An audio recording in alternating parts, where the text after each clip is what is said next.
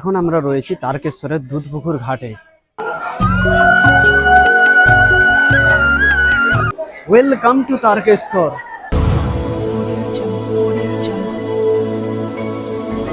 যারা হাওড়া থেকে ট্রেনে করে আসছো তাদের এই তারকেশ্বর স্টেশনে নামতে হয়।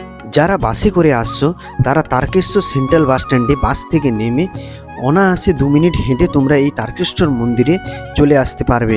আর এই মন্দিরে আসার পথে দেখবে দুদিকে প্রচুর পরিমাণে দোকান রয়েছে, তোমরা যদি মনে করো কেনাকাটাটাও এখানে করতে পারো। এখন আমরা রয়েছি ভোলে বাবা তারকেশ্বরে। আর এই তারকেশ্বরে বছরে 2 মাস চৈত্র এবং শ্রাবণ মাসে প্রচুর ভক্তের সমাগম হয় এবং প্রতি রবিবার ও সোমবার এখানে প্রচুর মাত্রায় ভক্তের সমাগম হয়। আর এখন আমরা রয়েছি তারকেশ্বরের মন্দিরে, আর এখন আমরা মন্দিরের ভেতরে প্রবেশ করবো এবং গাইস তোমাদের আমরা সব কিছু দেখাবো। শ্রাবণ মাসে প্রচুর পরিমাণে ভিড় হয়েছিল, আর তাই আমরা শ্রাবণ মাসে আসতে পারিনি, আমরা এসেছিলাম ভাদ্র মাসে। আর ভাদ্র মাসে এতটা ভিড় ছিল না, খুব সুন্দর এবং সুষ্ঠুভাবে জল ঢালতে পেরেছিল ভক্তগণরা সবাই। আর আমরা এখন যাচ্ছি দুধপুকুর ঘাটে। আর এই দুধপুকুর ঘাট থেকে সবাই স্নান করে এবং গায়ে জল ছিটিয়ে জল ঢালা এবং পুজো দেওয়া থেকে শুরু করে সবটাই দুধপুকুর ঘাট থেকেই সবাই শুরু করে। আর এই হলো জলঢালা লাইনের গার্ডরেল। আর দেখো পুরো ফাঁকা রয়েছে, কারণ এটা ভাদ্র মাস তাই।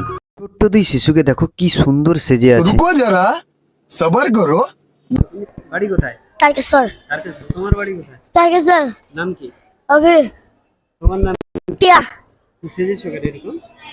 পয়সা চাইবার জন্য। পয়সা দেবার জন্য? তুমি? আমিও। একই? হ্যাঁ। কেন? পয়সা চাইবার যাচ্ছ কেন? পয়সা যাচ্ছ কেন? টাকা যাচ্ছ কেন? ভালো রান্না করে খাই। তোমরা এইভাবে কি প্রত্যেকদিন সেজে আসো? হ্যাঁ। প্রত্যেকদিন? বাবা মা রয়েছে বাড়িতে? না। তোমার বাবা মা রয়েছে বাড়িতে? হ্যাঁ। আর পুজো দেবো না, এটা তো হতেই পারে না, তাই আমরাও আজকে পুজো দিয়ে দিলাম বাবা ভোলেকে। যারা যারা তারকেশ্বর আসনি তারা কমেন্ট করো, আর ভিডিওটি লাইক কমেন্ট শেয়ার করে দাও।